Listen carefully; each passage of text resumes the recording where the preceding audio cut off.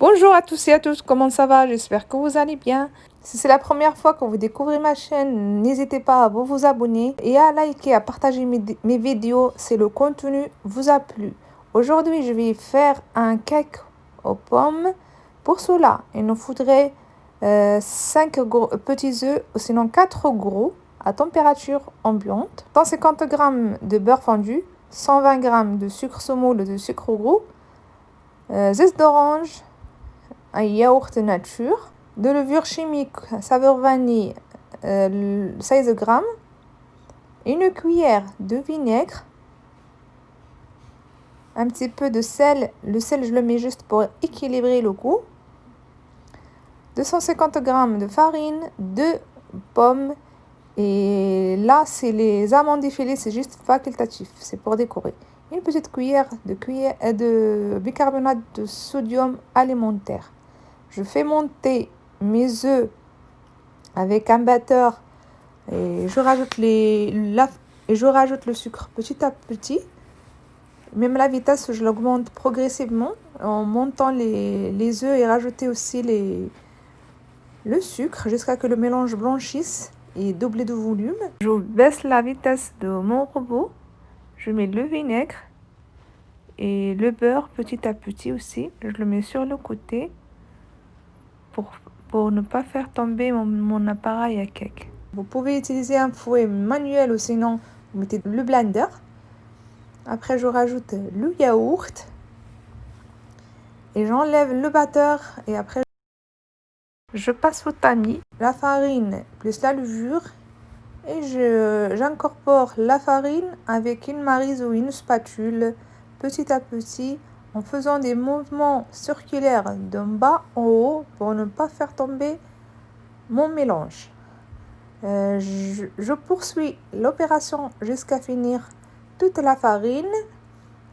Le mélange, il faut qu'il soit bien homogène et qu'il n'y ait pas de grémaux. Là, j'ai utilisé un moule de 24 cm de diamètre.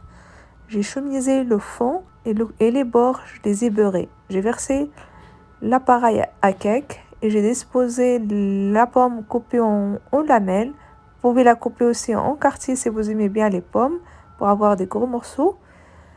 Et après, j'ai rempli les parties vides avec des amandes effilées. Vous pouvez aussi utiliser des amandes concassées ou sinon juste mettre un sucre vanille par-dessus.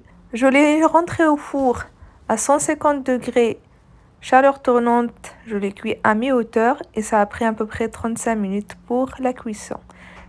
J'avais préparé un mélange, c'est comme on va dire un nappage. J'ai pris 2 cuillères de confiture. J'ai rajouté dessus 2 cuillères de jus d'orange ou sinon vous pouvez utiliser juste l'eau et un sucre vanillé. Je les ai portés à ébullition et je les ai laissés refroidir. À la sortie du four, j'ai nappé le dessus de ce cake avec ce mélange. Vous pouvez aussi utiliser un nappage que vous trouverez facilement dans le commerce. Ou sinon juste la laisser refroidir et saupoudrer le dessus avec un petit peu de sucre glace. Moi, j'ai utilisé de la pomme. Vous pouvez utiliser de la poire si vous en avez. Ou bien mettre juste des amandes effilées de partout ou des pipettes de chocolat.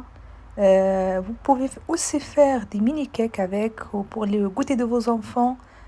Il suffit d'utiliser des caissettes jetables ou sinon les moules là en papier pour des mini cakes. Par contre, pour le temps de cuisson, il faut surveiller. Les mini cakes prennent beaucoup moins de temps qu'un gros cake. À la sortie du four, vous pouvez aussi la décorer selon votre envie. Comme je vous ai dit, soit mettre du nappage, ou sinon la laisser refroidir et saupoudrer de sucre glace, ou la laisser nature carrément. Vous pouvez l'utiliser au goûter comme au dessert. Il suffit de la placer un petit peu au frigo, et la laisser refroidir à peu près 1 heure à 1 heure et demie et après la présenter avec une crème anglaise ou une crème chantilly ou une boule de glace à la vanille ou le parfum qui vous donnera envie. N'hésitez pas à tester cette recette, c'est une recette inratable, ça fait un moment qu'elle fait partie de mes recettes fétiches. Je vous conseille vivement de la tester. Là, j'ai coupé un morceau pour vous montrer la texture. Vous voyez comme il est bien moelleux et bien imbibé. Sur ce, on arrive à la fin de cette recette et on se retrouvera dans une nouvelle vidéo. À très bientôt. Salam alaikum.